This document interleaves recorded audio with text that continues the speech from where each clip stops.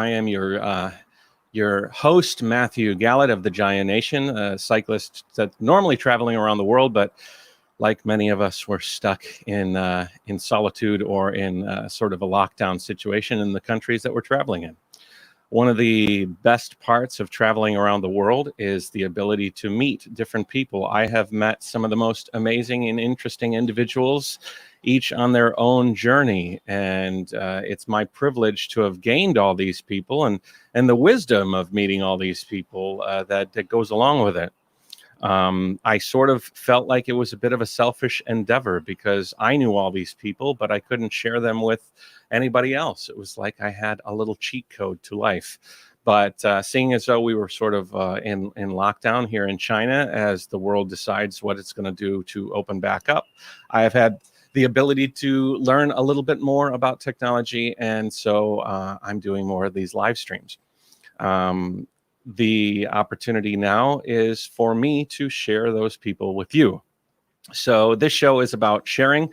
It's not only about people riding trikes like me. They could be people riding unicycles or walking or backpacking or climbing mountains.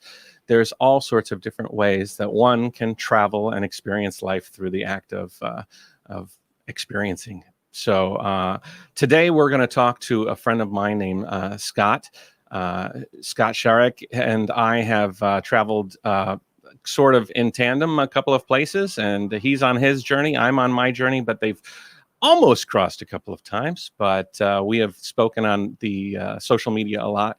And so without further ado, let me introduce you to Scott after the opener.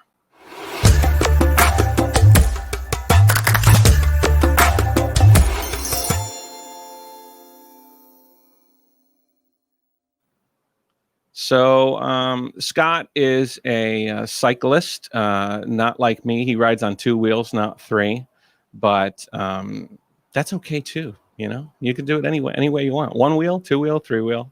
And he has had some amazing experiences, and he's on his own journey. So let me introduce you to Scott. Let me take off my little thing. Hopefully the internet is a lot better. I've focused on that last episode. It was a bit of a mess. And so let's bring Scott on. Hello, Scott. Good morning, Matt. Good to see you. All right. First question. Where are you right now? Right now, Siem Reap, Cambodia. What is nice early sunshine? Yeah, it is where we are at. It's well, it's 8 o'clock here. It's 7 o'clock there, right? Correct. Right. And Siem Reap is a city in Cambodia, and it is very well known for housing a series of architectural temples, like beautiful monoliths. Can you tell us a little bit about one of those iconic places that I think everybody's aware of? I think the one people know the most would be Angkor Wat. Angkor Wat, which is one of the biggest religious temples in the world, and usually visited by millions and millions of people every year. Yeah, this is a shot of the iconic Angkor Wat. Now, one thing that is a bit different between me and Scott is that I focus primarily on video, and Scott, you focus primarily on capturing stills, right? I do. I carry a couple of small video cameras, but that's more of an aside for me. And when I look at your stuff and I see you putting stuff out day after day after day, and it takes me like 3 days just to do one 10-minute video, I don't know how you do that. So I have a lot of video saved, and maybe someday I'll do something with it and put more of it out. But sometimes yes, I don't even know how I do it. Sometimes I question, how the hell do you do that? Real quick, before we continue, if you have any questions for Scott, I'm going to save them in a queue, and then we'll answer them either at the end of the of this interview. If you have a real desire to have your question answered first, or you want to throw us a couple of dollars on YouTube, this is being simultaneously broadcast on YouTube and Facebook. You can donate by Super Chat and post your question, and we'll answer your question right away. If not, we'll just queue it up, and we'll have a Q&A at the end of the episode. So tell us a little bit about, before we get into Siem Reap, I want to talk a little bit about what it's like there, because you're there in a very unique period of time. I've been there, and it's crazy busy, but you're there, and it's sort of quiet and picturesque, which are two unique ways to experience that city. But tell me a little bit about yourself. How did you get started? Yeah, go for it. Go. Let's see. For some reason, I can't figure out why, but way back when I was a kid, I loved bicycling. And I realized that as I got a little bit older, I could go farther and farther. And back in the 70s, there was a couple of newspaper guys that did a cross-country trip from Rochester, New York, where I'm from, to the West Coast. And they put an article every day in the paper and about their trip. And once I was reading that day after day and realized that you could actually go someplace that far, it intrigued me. And at the time I was like 14 years old, maybe. And it took me until 30 years old when I first crossed the US from Rochester to Seattle. And I think I was hooked from that time on. And I always liked bicycles, and they always seemed to be part of my life. And as time went on, I had a couple of little trips here and there, across the US in 90, down the East Coast in 2003, around Lake Ontario in 2002.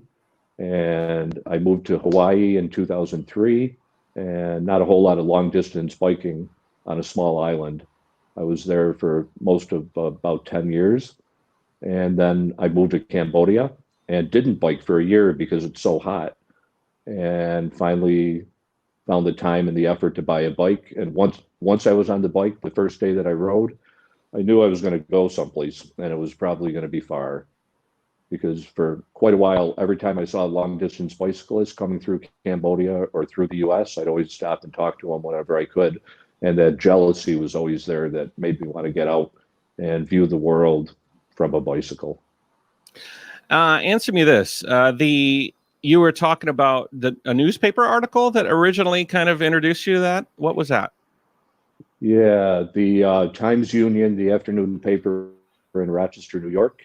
There's two news guys that this is right when the bike centennial route opened up in the United States, and they decided to take that. And every day they would write an article that would come back in the paper. And so I think we had the evening paper on Saturday too. So Monday to Saturday, I would wait with my grandfather outside for the paper boy to come to just read that article and see what they did. And it was just a short article every day. But that from that point on, I was pulling out maps and making routes and planning on doing something like that.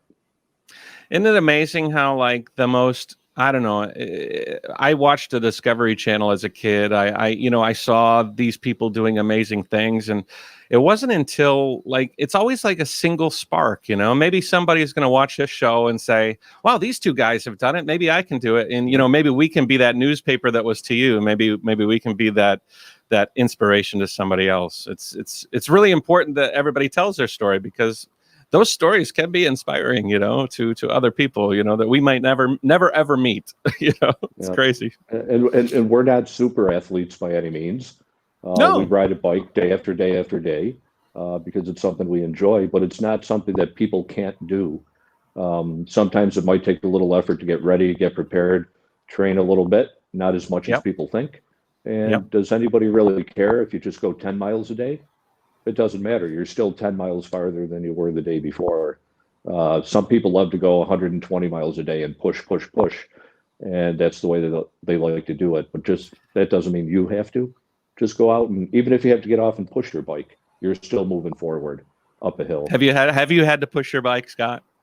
Oh, yeah. A couple of times? A couple of times, yeah. I had raw bleeding heels from my sandals, like rubbing on the back, pushing up the hill and pushing against the back of the heels. Only places were northern Laos and northern Thailand. But yeah, quite a bit. Yeah, I mean, you know what they call your first day? Training. You know what I mean? There you go. You know, a lot of people are like, you got to be in shape before you start. But you know what? Like actually starting does? That's pretty much the start of your training, and it takes a few weeks for you to kind of work into it, anyways. So no, don't wait. Don't wait. Just go. And the training also includes mental, because it's something that you have to do day after day after day. So the physical part, you can actually start out and then get stronger each day you go. So yes, it is part of your training. But the mental part, I don't think you can train so much before that. You have to kind of experience as you go. How old are you, Scott? I am 59. 59.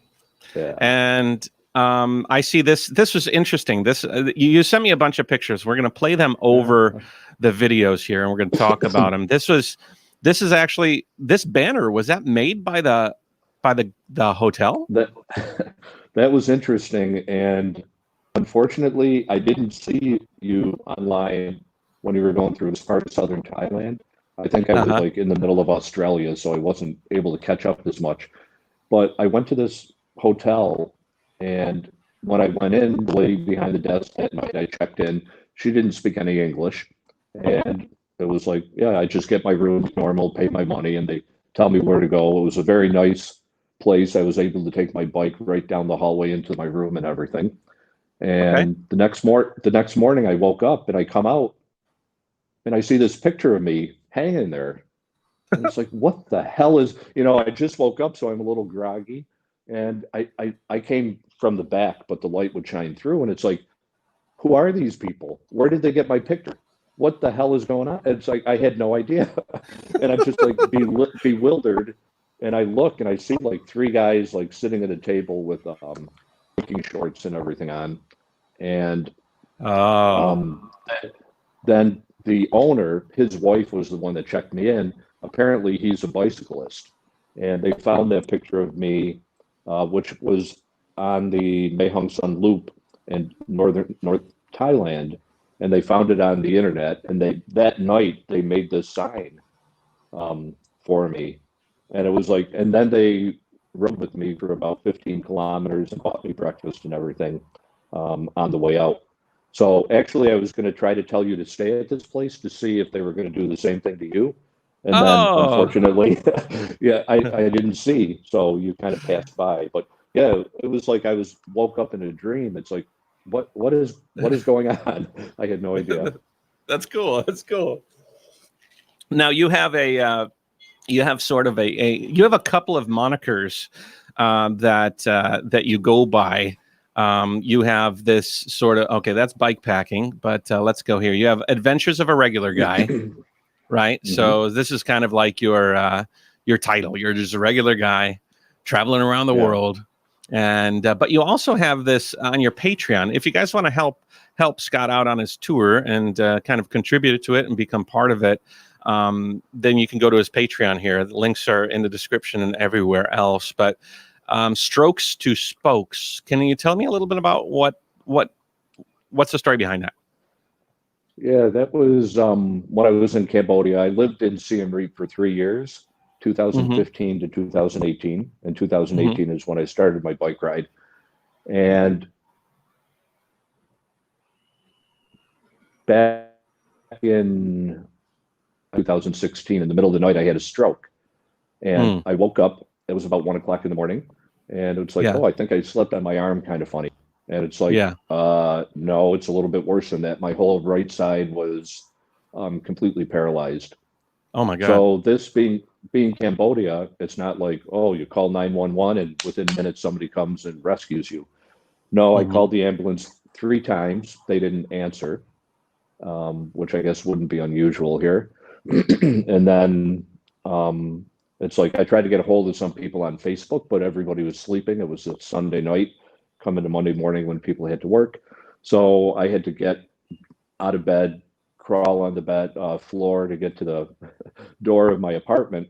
Took me about 45 minutes to get there. And I heard the housekeeper was outside talking to somebody through the fence, and she doesn't speak English. Yeah.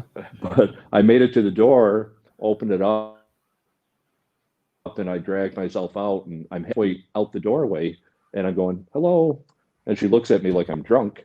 And being the housekeeper, she knows that I don't drink because I don't have a lot of bottles and stuff like that.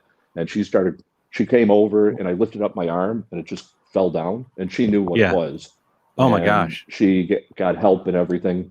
So basically they flew me to Bangkok, and obviously I recovered from that.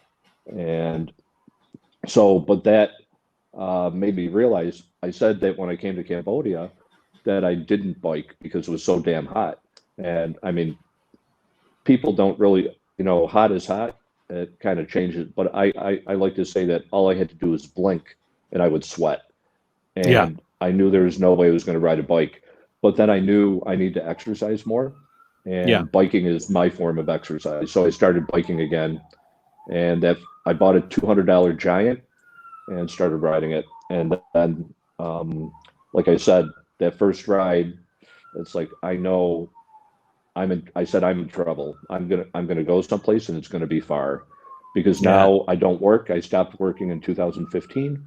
And then I didn't have that like kind of stuck where you have a job, you don't only have so much vacation.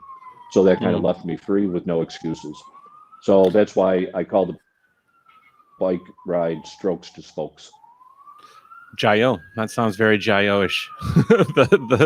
the giving it all up and then following your dream. What can you tell us, what did you do as a career before?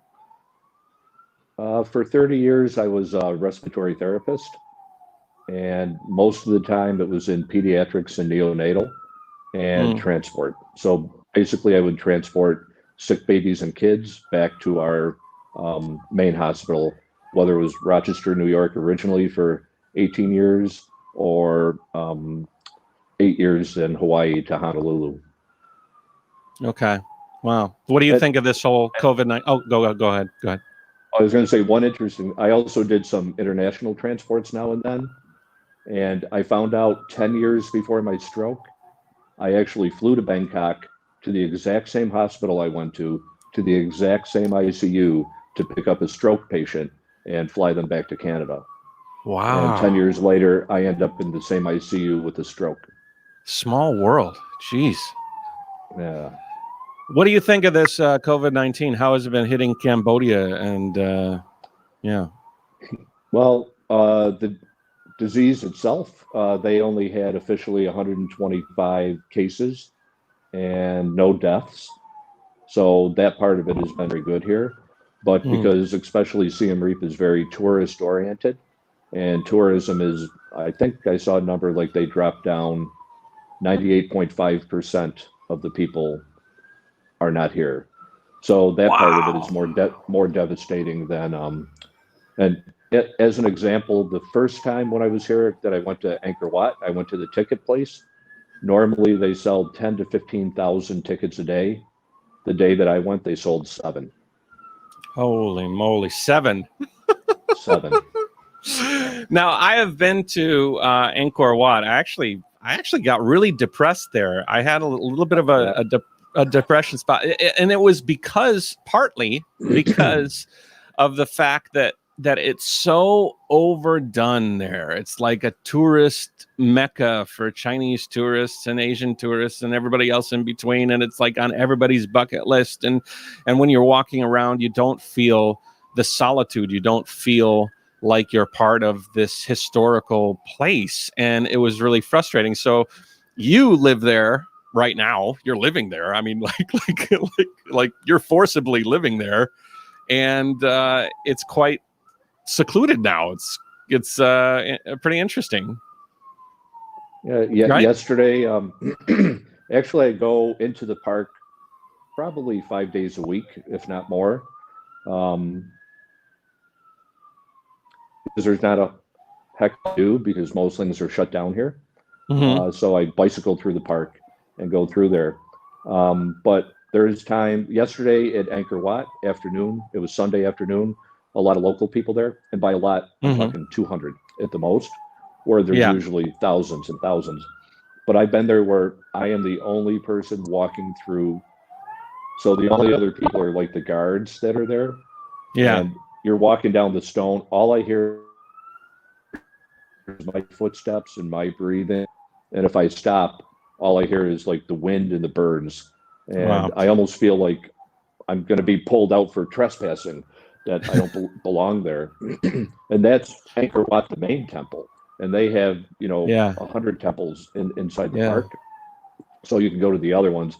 But now I don't spend a lot of time trying to rush in front of the tourists, get a picture here. And, my Yeah. time, I just relax. And I've seen so many things, although I've been there many, many times in the past living here, that now I get to see things that I've never seen before because I'm not rushing. I do what I want. If I want to do Yeah. this corner of Angkor Wat today, I just do this corner of Angkor Wat because I still have probably months, nobody knows how many, to continue exploring.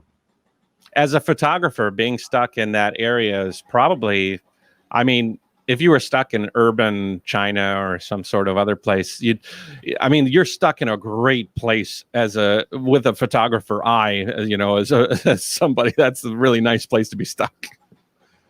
Here's a video. Here's a video. Real. Okay. We'll try to talk over it, but it's just a little clip. I'm not sure if I'm going to lose your audio. That's why I want to stop you here first. But we'll try and talk after I play it. You sent me some clips of Angkor Wat here. So okay, you can talk. Okay, good. So this is the ticket area. That's the That's ticket normally office. full.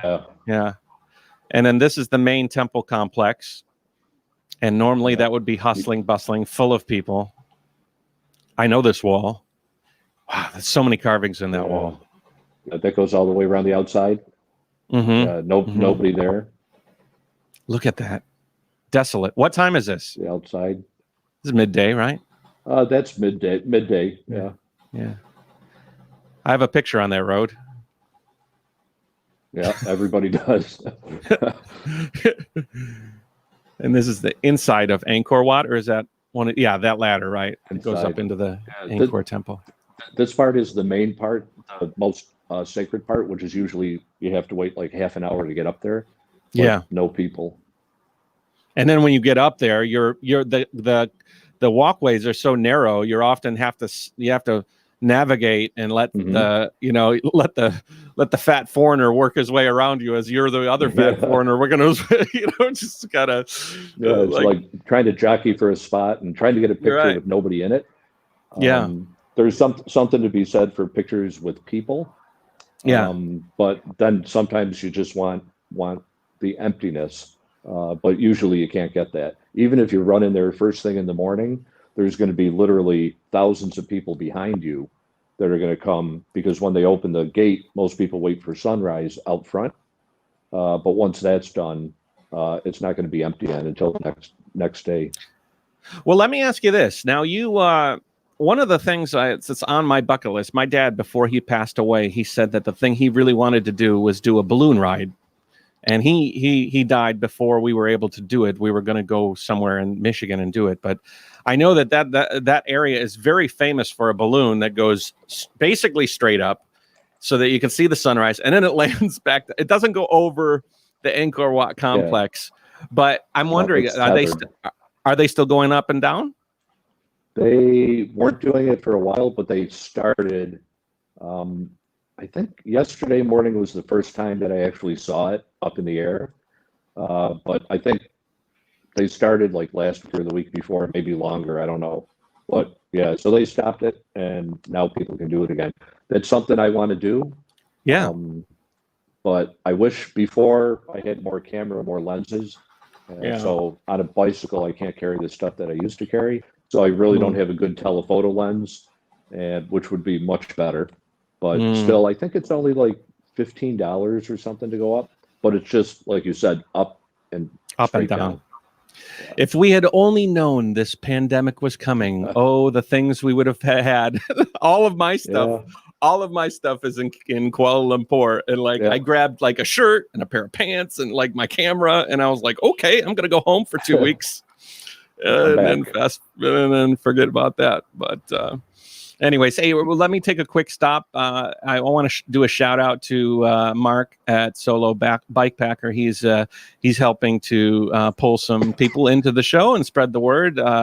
Now, Mark is focused on the idea of bike packing. I guess you are a bike packer, right? You're not a full blown heavy laden bike cycle tourist, I guess you would be considered more of a bike packer because your setup is quite lightweight, right? I mean, no, not at all.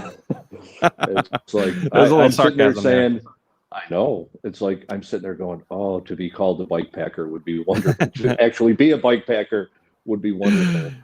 Yeah, I am a little bit on the heavy side, yeah. and yeah, so I try to get. Actually, I am lighter. I got rid of a lot of stuff from when I first began, but there's stuff you need, and I just can't like get rid of certain things. Now, if I didn't do photography and video, Ah, my bike would be half the weight yeah, yeah, yeah, because yeah. you have to have a computer, you have to have the power Hard cord, drives hard and yeah. drives, all those things, and they all add up and everything. And obviously, they're the heaviest things, basically. Mm. I think actually the one heaviest thing that I probably have is like my laptop is probably one of the heaviest things. But then you have to be, because I'm going around the world, you don't really know. I mean, you wouldn't think that you need winter gear in Southeast Asia, but when I was in the mountains of Thailand, a Mm-hmm. few Gets a mornings, it little was chilly. quite cold. Mm. So I do need And you that were thanking stuff. yourself And for bringing then, that warm stuff. yeah. Yeah. And then you go places like India, and where, most of the time in Southeast Asia, I'm going to stay in a guest house. So I don't really need my tent and my sleeping bag. But some of the places in India, they don't believe in like changing the sheets or the pillowcases Mm. between people, Yeah. like for weeks or I don't even know how long. So you get in a place like that, and I'll put down my the fly for my tent, put it on the ground, and then I'll sleep in my sleeping bag. Yeah. So had I not had that stuff, I'd be maybe standing up all night trying to catch some winks. So some of the Oh, things you don't think you'll need, but carrying everything, yeah. how much weight? How much weight is your bike and your gear? Do you know? The bike, the that's my old bike that's on the picture right Yep. now, the one I started with, and I changed Yep. frames kind of halfway through. But my bike now, this one, the bike itself with the racks and everything on it is 18 kilograms, and the gear, including the bags and everything in it, is about 61 kilograms. So I'm Mm. up around That's pretty 80 heavy. kilograms. Yeah. Yeah, and then me on top of it. So yeah, So that's you're why not I a have to bike push packer. up the hills. You're not a bike I packer. want to be. Oh, I want to be. Oh, I'm so jealous. What's your? Oh yeah, yeah. You know, it was funny. I was riding in Koh Chang, I think, in Thailand, and I was riding up this 20 degree rise, and this guy comes speeding down on a diamond frame carbon fiber, and I mean, he was going down, obviously, so he was faster, but he was so light. He let me pick up his bike. It was some sort of Wow. expensive thing, and I'm like, oh boy, that's not fair. But Yeah. his frame was not built to carry anything other than himself, and that's about it. But it's No. sometimes you look at those and you're like, oh shit, you know. Even now, like riding with my bike empty, I'm going around the park and going to temples, and at 18 kilograms, which is, I'm trying to do the math here, like 40 pounds or Yeah, something like that, yeah, is quite heavy. And the tires, they're made to last and not get flats. They're not made to really ride fast. So it's kind of clunky in a way, mm, but I can still move and everything. And I wonder, number one, if I got like a road bike, mm, would I be able to balance on those thin tires anymore? And number yeah, two, how fast could I go? I'd probably yeah, be able to zoom down the street. yeah, yeah. Well, you know, we all ride the way we ride, right? So that's Yeah. cool. How far have you traveled? How many countries? How many kilometers or miles? What do you reckon? I kind of I'm not known for going straight. I kind of wiggle. If you look at my map, you can see I kind of go all over the place. But Mm-hmm. as of today, 19,527 miles, Okay. so about 31,000 kilometers. And Yeah. officially, I started in Bangkok because Cambodia doesn't have good touring bikes. So I flew to Bangkok, had the bike built there, and then rode back to Siem Reap, stayed a while, then started the ride. Um, but here I am like 2 years later and 19,000 miles into it, and I'm right where I started. Yeah. So Wow. if I you mean, stretched it out, like I could have gone from here to Europe and back. yeah, right. It's like DNA.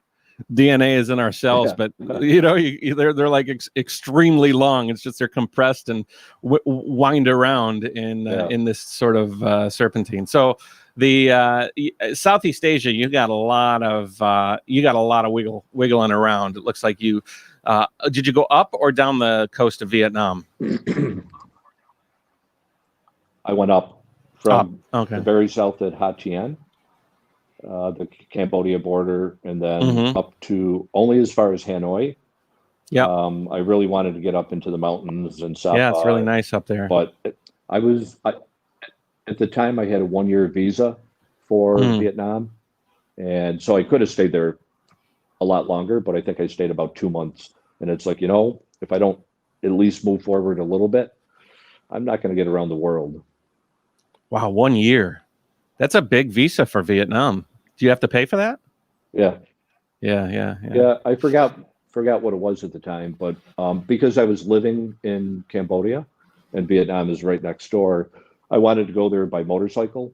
And actually, I bought the bike in Bangkok, came back to Cambodia, did like a 2-week trip around Cambodia, excuse me. And then I flew back to the US for a vacation. Not that my life needs vacation, but I flew back to the US for like 5 weeks. And my plan was to come back, get on my motorcycle, and then do like a 2-month trip through Vietnam, come back, and then get back on my bike and do it by bike. But when I was in the US, I saw so many people going cross country on their bicycles. I was just itching to get back on the bike. So I never did the motorcycle part of it. I just went right to the bike when I got back. What about the flames in Australia? You were there during the fires? Yeah, not in not in the worst place at the worst time, but so the East Coast got hit pretty hard, and I was like in the Nullarbor, which is the south of Australia, through the desert, and there was a fire there that kind of blocked us. You might be able to see a little gap in my writing on that map. Yeah, right here. I think I put some flames on there. So I was stuck at the Madura Roadhouse for about a week. And then like the night before, the cops say, okay, 600 people on the east side of the fire were allowed to go through, but there was a caravan where everybody had to like meet at 6 a.m. and everybody had to go. So I wasn't allowed to ride. I had to get a ride with one of the people I met there. He had a truck, and the good thing was I got to drive the truck. So he was he celebrated a little bit too much the night before that we were finally escaping. And That's so funny. I haven't driven a 4-wheel vehicle in like years. And so I got to drive his ute all the way from basically most of it, except the first maybe 50 kilometers, all the way down to Esperance. So went through in the fires. They were more afraid that there was a storm coming and we would be landlocked by the fires, though they wanted to get us out. There's literally thousands of people on the west side of the fires that had to wait another week before they were able to go east. And just so that was a break. That was a lucky break for you. Yeah, and they let us out. And to give people kind of an idea, the fire for me to go to Perth, which would have been straight west, which I couldn't do because there was more fires blocking ahead. And I was going to go south to Esperance and along the coast anyhow. But it was about 800 miles from where I was stuck for the fire and 800 miles to the coast at Perth. If I wanted to detour 3,500 miles, I would have to go all the way back up and around. Wow. And so it's not like the United States that, you just go 20 miles out of your way. It would have taken 3,500 miles to bypass that fire because there is only one road. Now, I have another video clip, and then we'll look at some pictures. The one that you sent me yesterday, the one of the dangers on the road. Where is that? Is that Cambodia? Is that Thailand? Indonesia? That was India. India. Okay, Yeah. we're gonna play that real quick, and then we'll talk about it. Just a sec.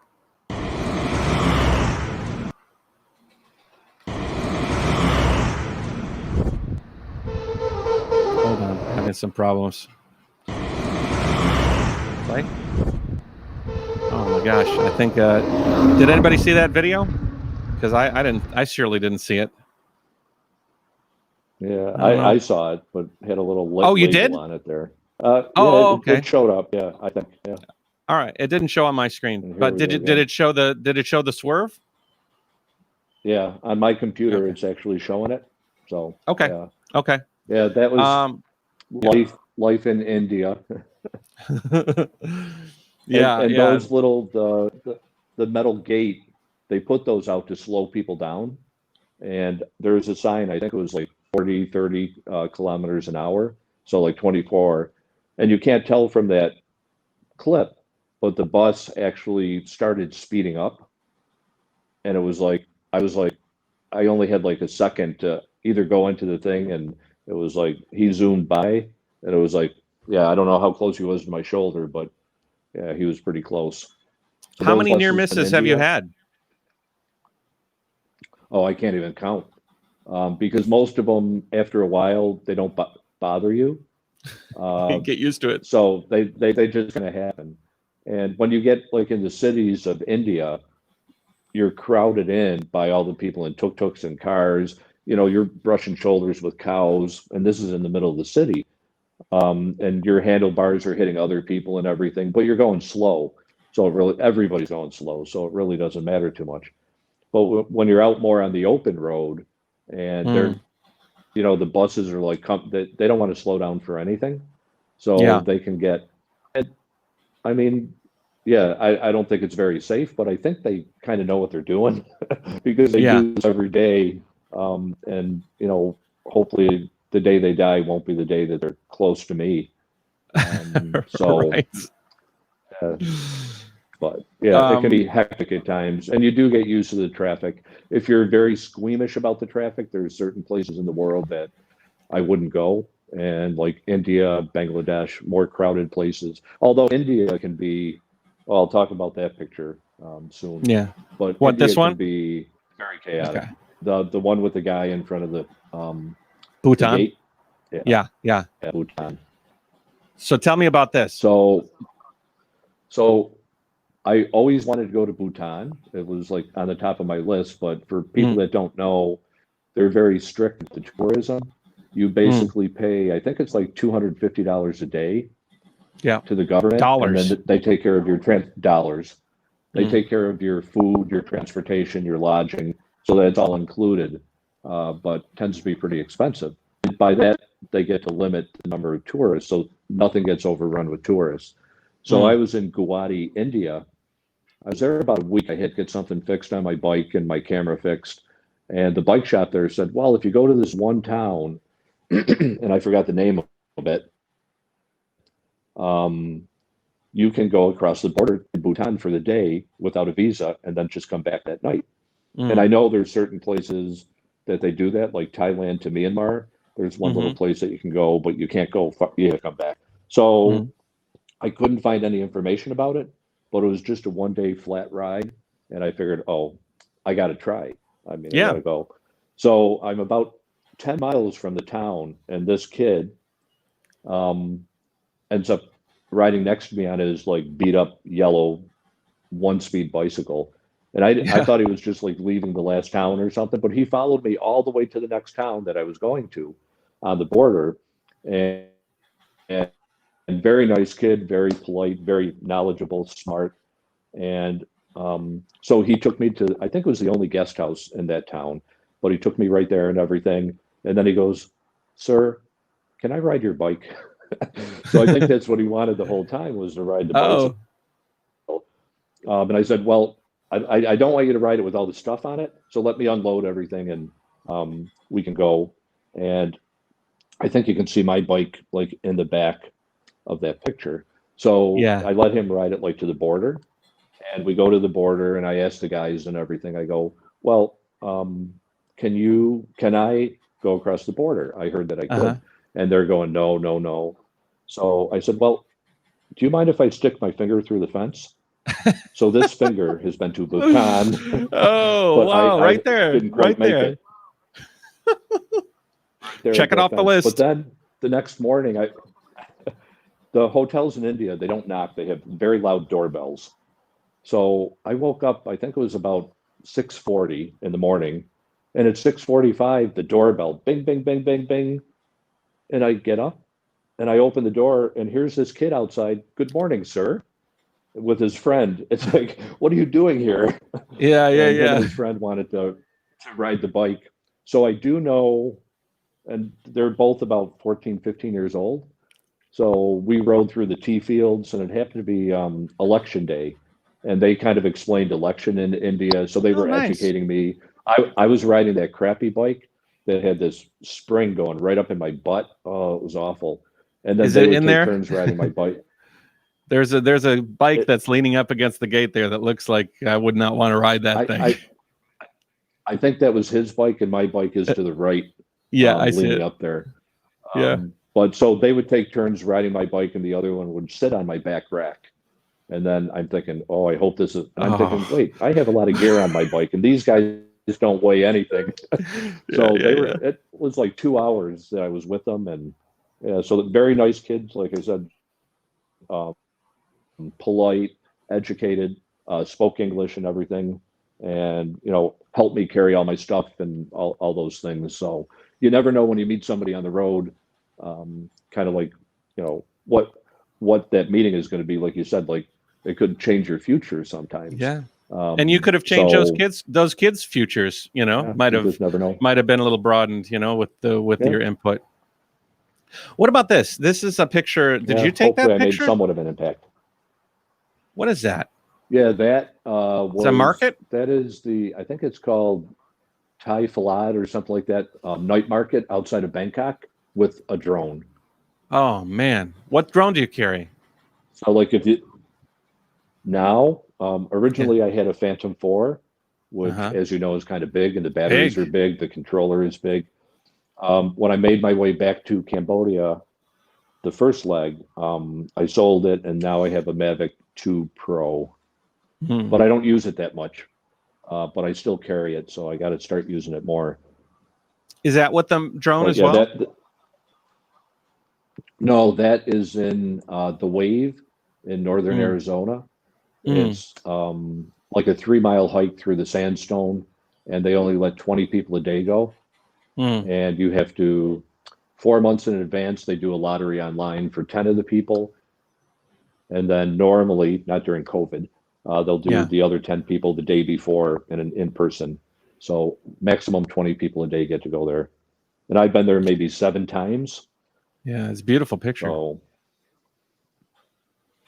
This is nice too. yeah, I love the dark in the it sky. took It's me. just yeah.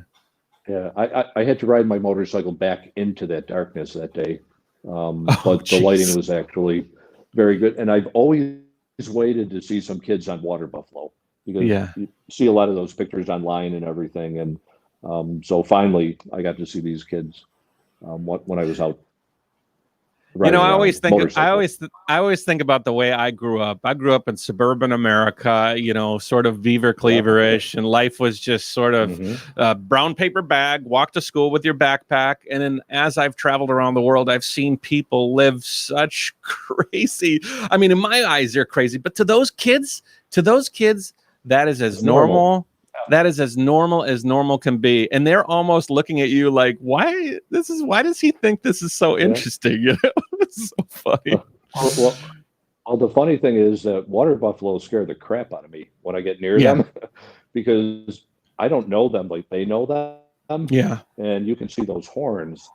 I've been violently nuzzled by a huge pig at a pagoda here, and I don't want this guy coming at me with his horns. So, One thing I'm always so amazed that water buffalo will listen to that kid like yeah, obediently, but that water buffalo could mangle me, if it exactly. wanted to. But man, oh man, you know what? It kind of makes you feel about indoctrination, about how we allow Hmm. ourselves to be like kind of like fit into society in certain ways, but like humans are pretty powerful, and you know there's powers out there. We have more power than we think we have. You know, a lot of ways. You know, it's funny. Go ahead. Actually, the same day as that picture was taken on my YouTube, which I'm woefully behind on my bike travel videos, like about a year, and also my blog. But that same day, I got a picture of a little girl. She was probably like 7, 8 years old, and she was pulling a huge water buffalo. No, this is a video. She was pulling a huge water buffalo with a rope. And it's like, I think I captioned it something like, "Who's the boss?" Because here's this little girl, and this 1,000-pound water buffalo is just following her. And don't you know you can just walk away? You're bigger than that girl. But that one actually, the video got quite a few views. But okay. Oh, okay. Cool. Well, it's on your YouTube channel. Okay. Yeah. Okay. It's a short video, like 8 seconds. Yeah. This kid has something going on. He is just exuding energy, man. This kid looks like he's going to go places. What's the story behind this kid? He usually, as a photographer, I'm always looking for good light, good backgrounds, things like that. When I'm going down the street, if I'm going to stop in a shop to buy some food, a drink, or go to a restaurant, I'm looking at who I want to photograph, and that's kind of how I choose where I'm going to stop, and which way the light is going and everything like that. Yeah. This guy was outside of Angkor Park, and as you probably remember from your ride, you can see the orange in the bottom corner. They have the huge orange coolers where you buy drinks. And so this was just a little roadside stand that his family had in front of their house, selling water and Coke and stuff in the, filled with ice and everything in there. So it was just, I was riding my bike and I pull out my camera, and then you just start taking pictures. And what's he holding in his hand? Is that a piece of bark? This is not unusual for. I gotta put my glasses on here. I think it's like a piece of wood. Yeah, okay, probably. Yeah. Just because, like you said, their life is different. Yep. So out there, he doesn't have phones, computers, TVs, cable, internet. So they play with sticks. And, like I used to as a kid, we played cowboys and Indians or cops and robbers with sticks. And so for me, it's kind of like taking me back to see people doing that. Yeah. But that's also why I kind of laugh, because people say like Thailand is the land of smiles. And I have very few pictures of people in Thailand smiling. And it's not because they don't smile, because they do, but they're more like Western people because they have air conditioning, cable, and all those things. So people are more inside than they are. Where in Cambodia, they don't have a lot of, so people are outside. So you get to see people more. So it's not that the people in Thailand don't smile. I just don't get to see them as much. Now, not the guy at the head of this line here. He's not smiling too much. What's the story behind Mr. Hands in his pockets here? Yeah, I don't even know who he is. He does not look happy. I was crossing from Myanmar into India. Okay. And when I started my trip, I couldn't go. This border was closed for a few years. So land borders from Myanmar to India were closed. 6 months into my trip, they opened the border. And so I changed my trip. It's like, I can go to Nepal now. I always wanted to go to Kathmandu. Yeah. So it's like, now I can ride my bike. So this day I was going into, it was probably a couple of hours outside of the border. And I ran into 6 bicyclists. And they were actually 2 groups of 2 people and 2 single people that happened to be, they met together like in India. And they started cycling, and they stayed together for a little bit. So we were talking, and then this guy showed up on the side of the road. And when I was taking a picture, he got in front. So I have no idea who he is. But the people, I forgot who, somebody told me in India that one of the people here said when you go to India, you'll see signs for hotel, but hotels are not hotels in India. a hotel is a restaurant. Oh, So I'm glad they told me that, because I would have seen yeah. all these signs and, they don't speak English. And then I cross the border, and it's a border town. And usually border towns are dirty, gritty, busy, chaotic. So yeah, and you go everywhere and you see hotel, hotel, hotel, but they don't have any place to sleep. So, and then one of the guys there actually went through Bangladesh, and I Mm. told him I was going to Bangladesh, and he handed me a handful of money. He goes, "Yeah, this money is worthless outside of Bangladesh." And the day I got into Bangladesh, actually, I was in Bangladesh 2 weeks. They only gave me a 2 week visa, and the never did an ATM work in Bangladesh with any of my cards. Wow. So if he didn't hand me that money for Bangladesh, the Bangladeshi money, then I wouldn't have been able to eat the first day that I got in there. So that's one of those things that happens, and then a month later you find out, oh, this is very good that he did that. It's funny. Like, I value the information given in hostels and by passing travelers more than I value any book or literature or website. It's like that is my primary mode of information is when I go to a hostel. Where are you going? If you've been where I've been, what do I need to know? And that's so important, so much more important than a lot of the written stuff. Yeah, I found it's just Yeah. invaluable, So, Especially if they're bikers, mhm. because they understand the biking part of it. A lot of people, one thing I learned very quickly is never believe a non-biker when they say, "Oh, it's completely flat all the way there," because it's never flat. In a car, it may seem flat, but then on a bike, it may be very different. And I wanted to say, like about half an hour after I met those people, I met another bicyclist that just crossed the border, and he was from Poland, and we actually switched SIM cards. So I gave him my SIM card from Myanmar, Wow. and he gave me a SIM Okay. card from India, um, which made it, because when I got to the border of India, thank God for the 10-year-old kids that helped me find a hotel, a real hotel, because Wow. that took credit card. I took a credit card. It was like a Western hotel, kind of like up in the hill, because I had no money. The ATMs don't work. And in India, ATM is not a personal experience. It's a community experience. Yeah, yeah, yeah. You will be surrounded by people, Hordes. and Yeah. God forbid something doesn't work, because then more people want to see, and Right. everybody's like, so they're not looking to steal your money or your numbers or anything like They just that. want to see what's going They're on. just very close people. Yeah. And Yeah. especially if Yeah. you're kind of different. So, but yeah, that switching to the SIM card, because then I wouldn't have been able to look at maps or get information, and until I got to the hotel and had Wi-Fi. So That's a great idea. That's a great thing. And then you can say, this is your phone number, this is your card, this is your phone number, this is your card. Because I have a yeah, ton of very SIM cards simple. that are useless, Yeah. And And he a lot. actually, I think I was able to go about a month with the data on his card. Yeah. Yeah. So I didn't have to buy new data. And Oh, I, that's I was cool. going to say that that day when I went into India was one of the few times that it was before I met all those people. Like in the morning when I started riding, I think for the last 3 days, 3 nights, I stayed in pagodas, because there's Mm. no guest houses up there. So I had to stay with the monks and everything. And Myanmar is a very weird place, because you're not allowed to stay, you have to stay in government approved Yeah. Yeah. They control accommodations. it. Yeah. You're legally not allowed to camp. People are not allowed to have people stay in their homes. Um, and generally, when people go to a pagoda, the police will be called, and then they'll come and check out your passport and ask you questions and everything.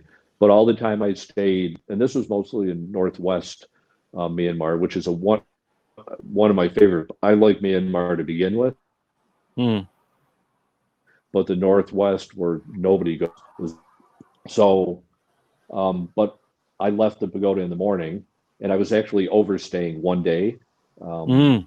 to get to the border. And as I was going that day, I actually out loud, I said, "What the fuck are you doing?" It's like, here I was in Myanmar, and I'm about to ride my bike into Yeah. India. Yeah. It's That's like, not a how good the hell did place. this happen? Yeah. and I felt trapped because I couldn't go back because I'm in the middle of nowhere, Myanmar, and my visa is already 1 day overdue, and I have to go to India, and it's like India just, you see the pictures of India, and that's all I think of is like, Mm. oh, it's going to be awful.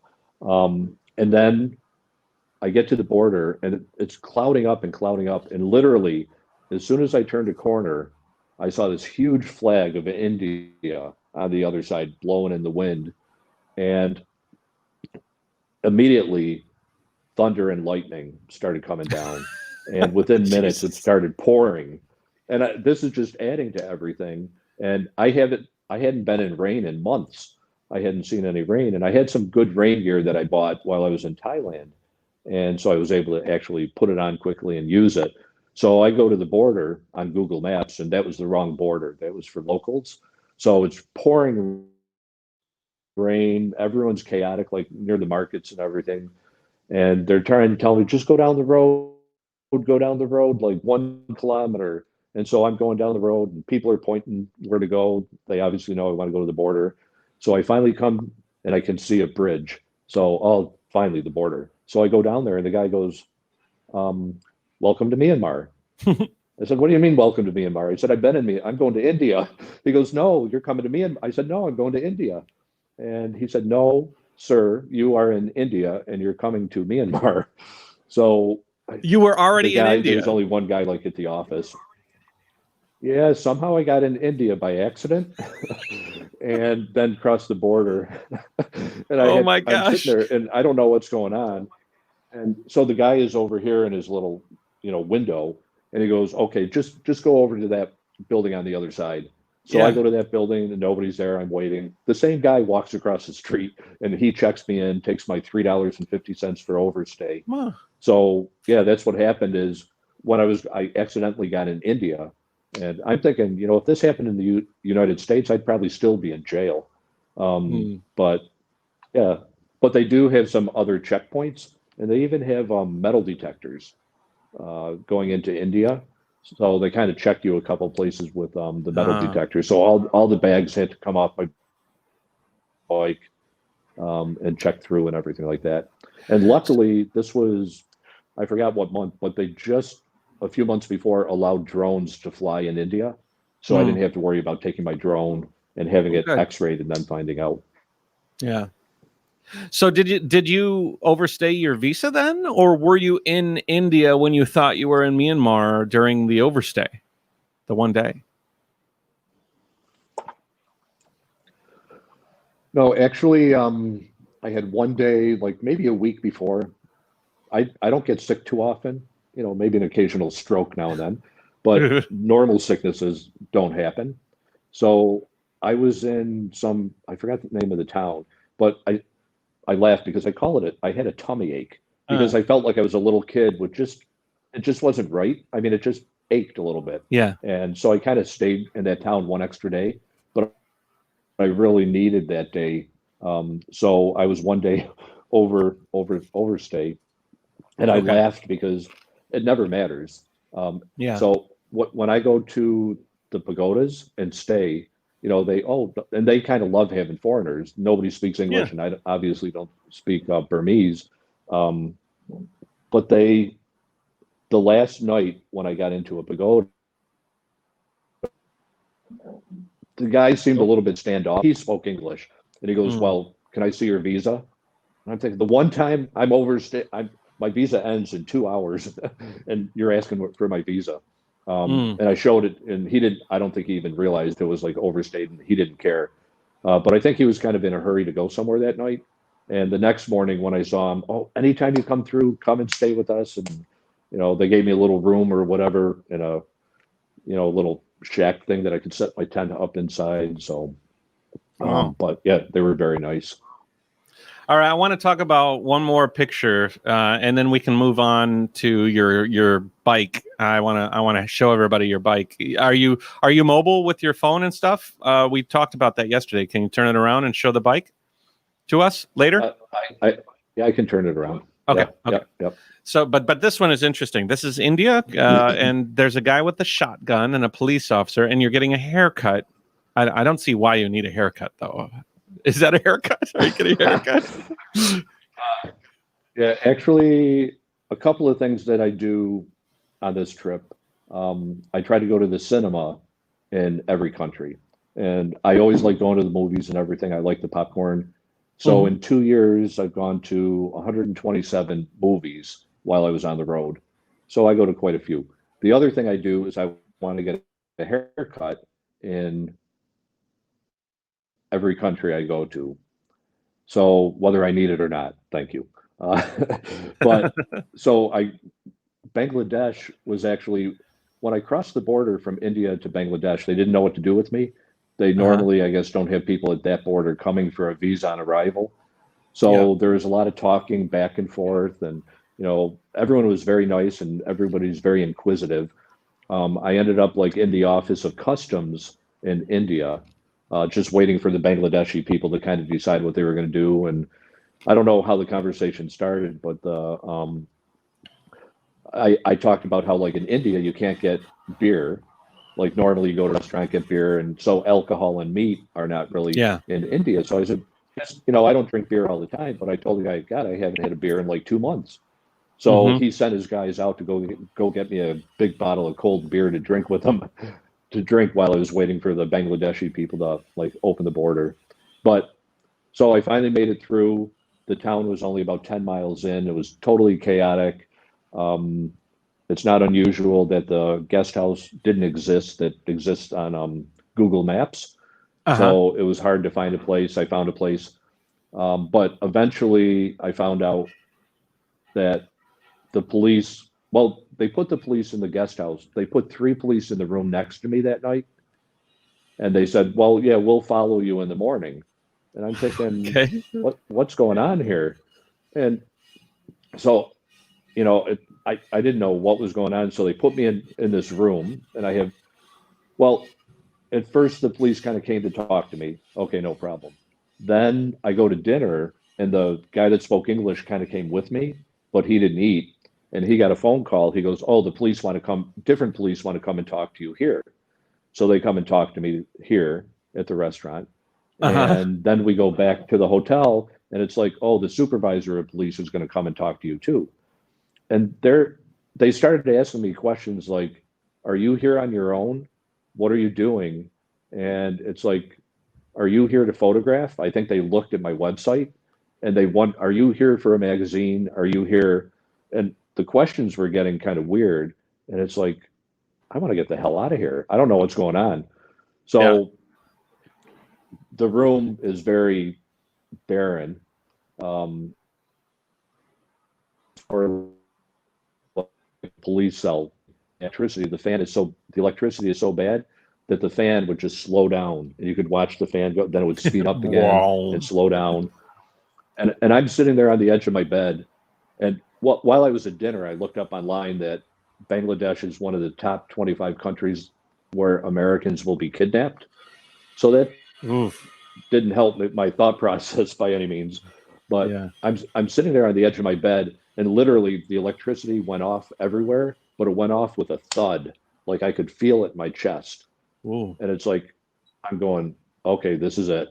I'm getting kidnapped. And I'm sitting there. It's like, so I'm all alone in this. It's like, oh, but then the electricity came on. And so I feel a little better. Then like half an hour later, I hear this ruckus in the hallway and people are arguing and like kind of pushing me. And then they're knocking on my door real loud. And I go, okay, now I'm getting kidnapped. Holy shit. And it's like, well, I have 3 police in the room next to me coming out to find. And eventually I opened the door, and it's just, they had the wrong room. Some people were out, partying, and they went to the wrong place. But then in the morning when I woke up, there was actually 2 locks on the door, and they also have locks on the outside. They lock you in. A padlock. I thought that they might, but that's for when you leave. You can lock on the way out. So in the morning, I just unlocked one of them, and I went to open the door, and the door didn't open. And immediately, I thought I was a hostage. So anyhow, I was just going to leave. It's like, I'm done. I don't know what the hell's going on. I'm out of here. It's only 10 miles back to India, and I'm going to go. But then I went to breakfast. They sent me with the same guy that spoke English, and I was asking him what was going on, and he put my mind at ease. And so I decided that I would stay and continue, not knowing whether or not that was a good choice. But basically, I had police follow me the entire 2 weeks that I was there. So Eh, every 10, 15 kilometers, I would get two new cops with a shotgun, Wow. and then two new cops, two new cops, new cops for 2 weeks while I was So went to go get a haircut. okay. One day, if I wanted to eat dinner, I would go to the hotel or go to the desk and say, okay, I want to eat dinner. They would call, the police would come and pick me up. And one day I had five cops with three shotguns walking me up the stairs to a Chinese restaurant. I felt like I Holy was a moly. mafia informant in New Yeah. York City. But all of them were extremely nice. Every single one of them wanted selfies with me when they got their 15 miles done and everything. Quite a few times I would stop for drinks or food, and they would say, "No, you are a guest," and they would pay for that. And one Oh. time they took me to the police station and they Oh. made me lunch. So, That's and they took cool. me to a school where I was sworn by kids. And so, and Bangladesh ended up being one of my favorite countries. And unfortunately, I could only stay 2 weeks because my visa, they only gave me 2 weeks. You know, when I first saw this picture, and before you told me that this guy with the gun actually transitions to another guy, I was thinking, what an amazing idea for like a buddy cop movie where you have the traveler that comes into the country, and then you have like the local that is tasked with protecting him, and they go on exciting adventures as the cyclist crosses the country, and it's just like this amazing buddy movie. And maybe it's Eddie Murphy is the one guy, and you know what would be your actor? You would be like Harrison Ford or something, and you'd go on There you wacky adventures together. That would have been interesting. So the okay, there wasn't, I was able to escape them for 20 minutes.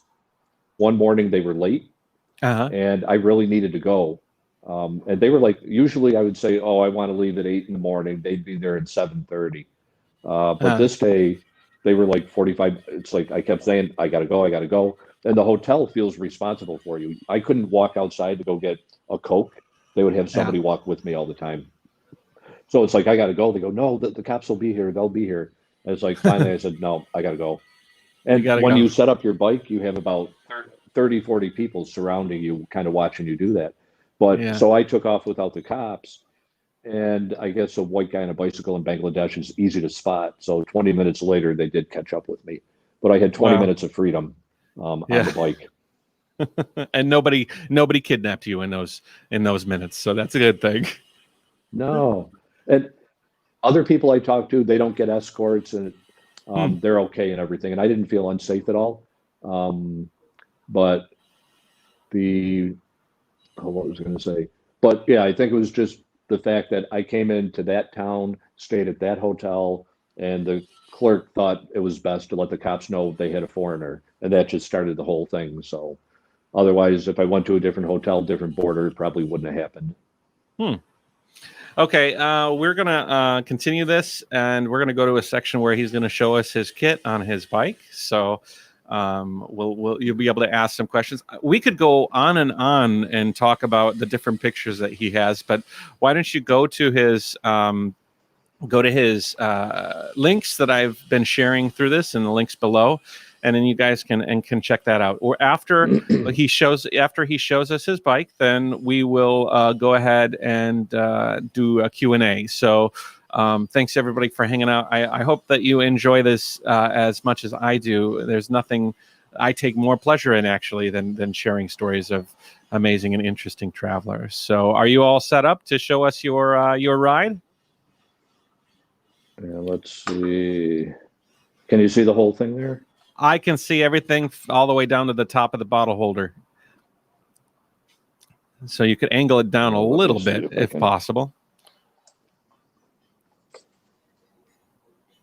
There we go. That's good enough. I think we can see most of it. Okay. So You are riding with Ortlieb. I see that Ortlieb handlebar bag. That's one of the fully waterproof. I really, really like that handlebar bag. But explain to us. Just give us a tour. Show us a tour of your bike. Yeah, what for me, one of the most important things, like I said, with electronics and everything, is keeping everything dry. So having all of these bags are all waterproof, Mm-hmm. and I do get like once in a while little pinholes here and there, but I just put a little silicone on them, and then that'll kind of seal them up. But in the front, this is mostly my camera bag and passport, important documents. I'll have here, you can see I have actually it's a DJI action camera, like the GoPro, Can which you? I'll I'm put in sorry. there. Can you That'll turn be it? on the stick that I Can can you use all the time. can you turn the camera up a little bit? We can't see your handlebars very well.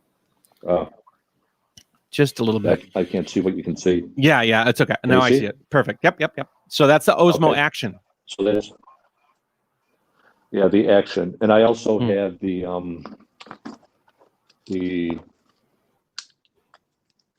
Osmo Pocket, which I like, and that goes in there. And normally I would have my camera in here.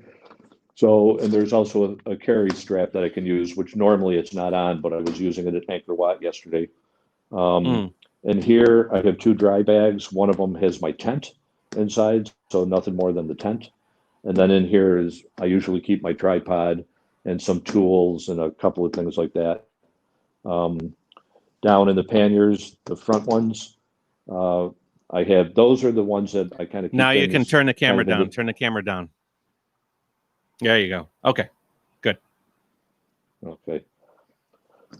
So I'll have things. I also have an iPad, a toolkit, my rain gear, stuff that I want to get to kind of quickly is back there.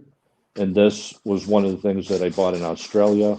It's actually a Helinox, one of the very light chairs, which was one of the best things that I had for the Nulla board because there's absolutely no place to sit. And then in the back, I don't know. The great thing about the trike is that you literally you're on your chair. A very comfortable chair. Exactly. Yeah. That I would love. And back here is like my clothes and the bigger items and everything that fill both sides. And then in the back is like my warm weather clothes, my sleeping pad that blows up and everything, my cooking gear and things like that. And then I don't know, you can see down here, the red bottle is actually for gasoline, propane, which is for my cook stove. Actual gasoline. Gas. And one of the things like in Southeast Asia, I usually don't cook because food, you can get a good meal for like $1, $1.50. And the other important thing is you actually interact with people. Excuse me. So you go into a restaurant. If I was cooking, for $1.50, I don't want to clean pots and pans but I also miss the interaction and maybe some photographs that I might be able to get.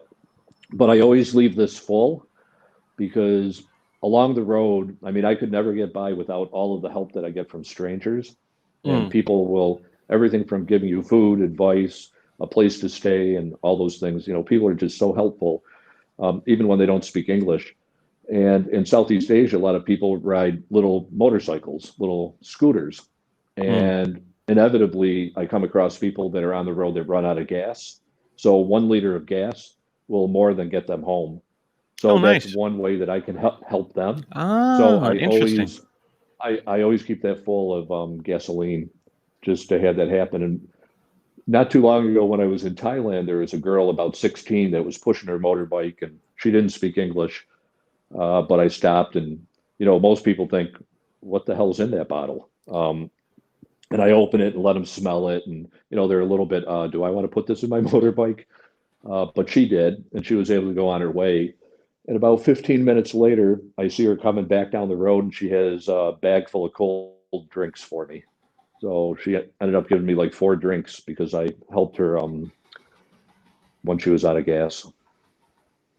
That is such an interesting idea. Very simple, and even if I am cooking, the fact that I give up the gas, I can get it easily before I have to Sorry, coast again. my daughter is trying to say hi. Okay, we're back. I can't. Hello. The And then, okay, go ahead. Keep can you going. see the back? I'm trying to, because I can't really see. I can see the back, the whole rear end of the So bike. actually, yeah, but I'm going to take this bag off. So you can see a smart man gave me this idea. Oh, yeah. Okay. The banner is Putting a the very, sign. very, yeah. So the vinyl banner, some pictures, a map, and usually the country that I'm going to, the language, it'll say, hello, my name is Scott. I'm riding around the world. And that gives people the chance that don't get to talk to me, kind of, they know what's going on, and they can read that. What and about of course, technical? you are the one that I got that idea from. Oh, you're very welcome. What kind of gearing do you have? How many gears? I spend my life on my bike. So the gears, I don't know specifics because I don't care. I just want to ride my bike. But there's 3 in the front and 10 in the back. So a total of 30 gears. Right. So which I need mostly, it's geared for the climbing and the weight. Mm-hmm. So I have to, that's more important to me than be able to go very fast on the flats and everything. And many people mentioned to me quite a bit that, oh, you pedal so fast. And I was always like a higher cadence kind of rider. But if I'm on the flat, like now, I'm like, even though it's not like number 28, but I'm in number 28, I'll only have like 1 or 2 gears above that I can use. So because it's, like I said, it's not geared for the fast speed and everything. But what's the biggest problem you've had on the road? Anything catastrophic with regards to your gear?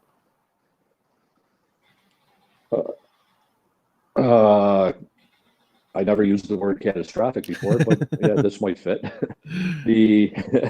When the 2 bikes, when I had the other bike, I was having trouble with intermittent drag and resistance that nobody could diagnose. And I'd be going down the road and literally it would feel like somebody grabbed the back of the bike. And I'd be going 12 miles an hour and then I couldn't go above 7. It would just like all of a sudden, and then it would just release at some point, like somebody gave you a push. You could physically feel it.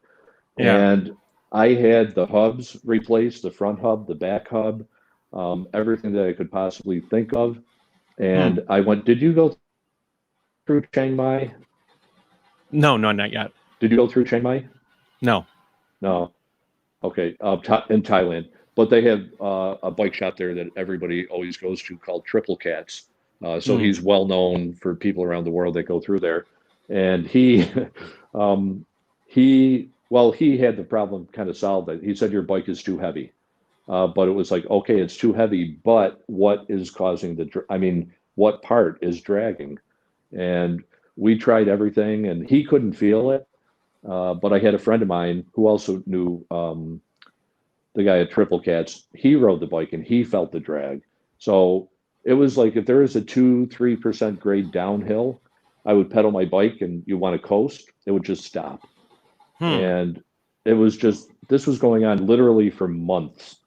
And it was just driving me crazy to the point that I'm in the mountains and it was just absolutely horrendous. And I ended up replacing like so many things. Surly offered to send me a new frame just in case, even though that shouldn't have been the problem. And they said you could have any frame you want. And I switched the frame to more of a mountain bike configuration to the Surly Troll. And I had that done. And I rode the Mae Hong Son Loop, which is horrendous for hills. And the problem was still there.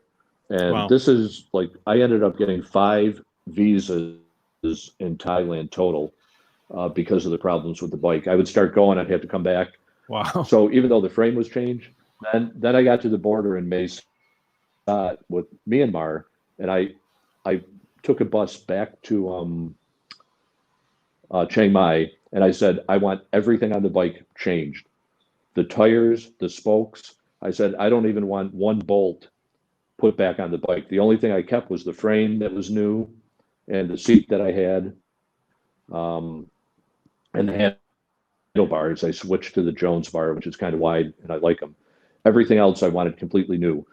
So I got a whole new bike, basically. Went back to Mesat on the bus, get on, and like for a week, it's like I was able to get into the big gear in the front for the first time, like in months on the So flat. it did I was help. never able Okay. to do that.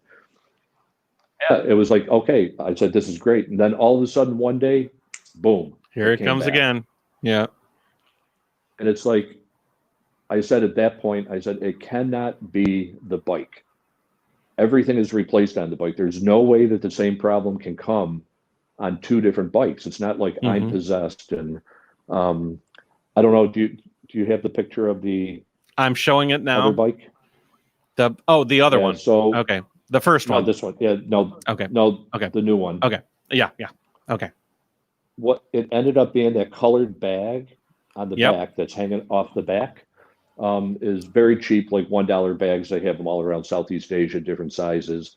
And I would use that to like carry extra bottles of water and other stuff. And so my theory is, because the bike is so heavy to begin with, the weight of the amount of water that I would carry at certain times so far back from the center of gravity would go against the rolling wheel and would cause more resistance on the wheel. And on the days that I did have resistance, it would go away in the evening, the last 20, 30 kilometers, and I was drinking the water and it would go away.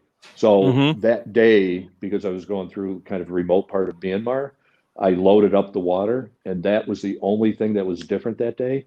So for like a week, I got rid of the water, and then the problem went away. I put the water back, the problem came back. I put the water on different places in the bike, there was no problem. It was only when the water was in that. So for the last 10,000 miles, I got rid of that bag, never had a problem. So Isn't that whether my crazy? theory is correct, I don't know. But the fact is, when that was on there and dragging it, pulling, kind of the force of it kind of pulling back with the wheel going that way. So yeah, that literally cost me like $3,000, and extra visas, staying and everything, and yeah, all that stuff just added up. Everything on my bike. People thinking I'm crazy. People on the internet were saying, "Are you sure that you're okay? Are you just getting tired? Are you getting older?" And it's like, no, this is happening. And finally, it was solved. So yeah. Why don't you reposition the camera to sit? We'll answer some questions. I'll do a little talk. So, what's funny is that you have these situations where just friction has such a huge bearing on things, more than you would think, and just even the slightest friction can take away that momentum. And when there was a time where I was riding for an entire day, and then I didn't realize until the end of the day that I had my parking brake slightly engaged, and I mean just enough to where those pads on the rear were just touching just making contact. And then when you take off that resistance, and all of a sudden you're rolling without, it's just like, oh my God, what have I been doing? I just killed myself for an entire day. So, sometimes you got to walk down that path to find the solution to these problems, and just be happy you found the solution. You know what I mean? Yeah, it took a while, and who would have thought that it was that $1 bag that cost me, but in the long run, I look back, everything that happened to me, all the good things would have been different. Everything would have changed if I didn't have that problem. And I was able to kind of keep my timeline to get to Australia when I wanted to. So had I not done that, who knows what would have happened. Yeah, the trip would have been very different in many ways. And I would have had a little more money too, but but not the experience. Life is a winding road, so sometimes you got to go. Okay, so let's talk about some questions. Lucy, is this the place where the trees with all the roots are growing up into the ruins? I think she's asking about, what picture was that? There was a picture with maybe this one, Lucy. Maybe this one. That I think she's asking about Ayutthaya. Ayutthaya is the old capital of Thailand. Where's this picture taken? That picture is actually the south gate of Angkor Thom, right down the Okay. road from Angkor Wat. Yeah. Okay. But she Okay. Yeah. maybe she's thinking Angkor Wat is where Angkor the Wat. trees are growing Yeah. in the roots, and are generally that area. Yeah, that's where where I forgot the movie with Angelina Jolie was filmed and everything. So that's where they have all the temples with the trees Tomb growing Raider. in them and everything. Tomb Raider. Tomb Raider. Tomb Raider. Yeah. So there's many temples. In fact, like there's hundreds and hundreds of them around Cambodia, maybe thousands. And I've been to 450 temples so far. I like to go in the jungle and find the ones that are really stuck in the trees and everything. But yeah, Angkor Wat is that area that has the trees, the roots growing into the ruins. Angkor Wat used to be the biggest city in the world. I mean, right? It was the mega city way back in the day. I mean, it was the metropolis of everything, you know. And as far as the time that it was around, it was the most civilized and up to, you know, it was quite an amazing city. I would have loved to have seen it back in the day. It must have been incredible. Well, they say like Angkor Wat, you went into Angkor Wat, you had to cross the moat with the water, and then Angkor Wat is built up like the stones and many levels, and it's huge. But they were very good at engineering water and getting water to the crops and doing all this stuff. And but without that moat, Angkor Wat would have collapsed over the hundreds of years, because that water was enough weight to keep the dirt where the actual temple is together. If that wasn't there, it would start to crumble and go away, and Angkor Wat would have collapsed at this point. So they were smart enough to know to do that. Oh, interesting. Have you've done some riding in the States? Have you been able to hit the national parks in the USA or while you were there? On my bike rides, I was able to hit some in the West. And right now, I'm actually having some visa passport issues because of COVID-19. So I think it's going to work out, but my visa ends the 29th of June. And if it doesn't work out, then I have to go back to the US. I don't have any other option. And basically, I only have one page left in my passport. And so they won't put a visa on the last page. But the plan was to get one in Australia when I was there, but it was going to cost $300 for a new visa. So I said, when I come to Cambodia, it'll be easier. And who would have known that the passport office at the embassy would be closed for months? So that kind of screwed everything up. And so right now I am without my passport. It was off, being denied for the visa. Oh, no. And so Sunday, I'm going to take a bus down to Phnom Penh, I can get an emergency visa. They just today being Monday here, opened up the passport office in Phnom Penh embassy. Problem is, when you get a passport renewal from another country, it actually comes from the US. So they have to take my picture that I give them, send it to the US. It has to go in the queue. And right now there's like hundreds of thousands of people in the queue. So it's not coming back in normal time. So it won't come back. So there's some question whether or not Cambodia will put a visa in an emergency passport. So far, people have experienced that they say yes. So I'll end up going to, I'll get my emergency passport Monday, probably pick it up Wednesday, go right to immigration, then apply for the visa. Then I'll come back to Siem Reap and wait for that. Then I'll go back, pick up my, hopefully, emergency passport with a visa in it, go immediately to the embassy, and then apply for a renewal. And if that works, then I can stay here. If not, so the point in that is, if I have to go to the US, in my mind, I have an idea of what riding I would do. And I always thought about doing all 50 states and hitting every national park on a ride around the US, which would be about 2 years.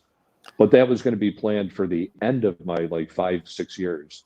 But Yeah. if I have to do it now because of COVID, then it's better than going home and getting a job. So, Well, John, okay, we'll just hold on to that question for 5 or 10 years, and if that is the case, then Scott will be able to answer that question very thoroughly. actually, it's I do have they change over time, but I think Death Valley is one of my favorites right now. Death Valley, yeah, it's beautiful. Red Rock Canyon is nice in Vegas area. That's beautiful. I don't know if that's a national park though. What else? We've got a question for me, Brandon Conrad. Matt, can you recommend a trike for someone who's starting a tour with 3 little kids and a wife? I can't afford a fortune, but I'd like your opinion. That one's for me. I think that there's a lot of different choices. Obviously, I ride a very, very high end trike, but Terra Trike is a pretty good brand. But even that, I mean, how much, Scott, was your frame? Like, how much does your frame run? How much does that Shirley setup run? Yeah, the frame alone, I don't know, but the bike with the racks on it, not including the panniers and everything, but the seat, the handlebar, about $2,200-$2,300 US. Yeah, but that's a good setup. I mean, that's a nice touring. The Surly is a nice touring brand. So I would say that you could spend around 20, about the same as that, and get a lower end trike, like a base model trike. So I hope that's helpful. I know a lot about HP Velotechnik, but I'm not 100% on the other brands. Although Ice makes a fantastic trike, and Cat Trike as well, but those are a bit pricey.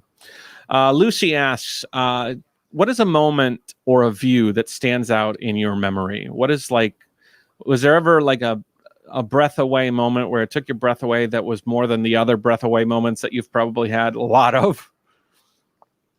That one thing, when I started like in Thailand, Cambodia, and then Vietnam, I quickly realized that all of these wonderful things, and they generally think great things happen almost daily, and you meet great people or see great things, or everything in front of my wheel is new. I've never been there before, so you don't know what to expect. But when I was in Vietnam, I was thinking to myself, all this stuff is great, but I'm going to forget this stuff because I'm going to have more and more things loading on top that are good and everything. And these things are kind of disappear in a way. And that kind of made me sad. So I think it has a lot to do with your attitude and everything too. But I have so many wonderful that it's kind of hard to like pick one. But just people on the side of the road that might help you or something. Or there is a picture of that lady standing behind the counter from Malaysia, and she had the headgear and everything. And that was at a restaurant in Malaysia. I was very thirsty that day, and I ate lunch, and then I had like 4 or 5 drinks of whatever. I was so thirsty, and I go up to pay, and I have the money in my hand, and she goes, "No money. Welcome to my country." Oh, that's so nice. When you see people like that, yeah, and people would give you things all the time, like bananas and pineapples and drinks and water. People would stop in cars and give you things. And in Myanmar, where people have almost nothing, ice cream is one of my favorite. Well, it is my favorite food, so I like ice cream whenever I can get it. And in Myanmar, you have people on a motorbike with a little cooler on the back. And 2 times near the week, I flagged the guy down to get ice cream, different guys, and both of them would not take any money for their ice cream because I was a foreigner. So when you see people that have so little that are still willing to give, and they don't know me from anything, and I'm not asking for anything, and I would prefer to help them by paying for whatever it is that I'm taking. So I think probably the thing that stands out the most is the absolute huge number of random acts of kindness from every little person that I come across, because all those things kind of add up. And basically, especially when you look at things that are going on in the world now, and you kind of look at, humanity is still very good for the most part. So I Right. get to get a little piece of that all the time, and that just so it changes my big picture of the world. And so probably that's the best part, is all the little things. What are you shooting with? What's your camera? The main camera. The camera I have now is a Nikon Z6, which is Nikon's one of their first two mirrorless cameras. I used to have very big Nikon cameras before I went on the bike trip, but way too big and heavy in the lenses to carry. So I needed to go mirrorless. Nikon didn't have mirrorless at that point, so I bought Sony. But India, there was part of India that was just a week of bang, bang, bang, bang, bang, and that kind of broke that camera. And I was able to buy the Nikon, and I only have one lens. I kind of miss the ability to Play around. shoot like I used to. Yeah, but still, I mean, you still get good pictures. I get good pictures with the iPhone too. So, but for now, the Z6.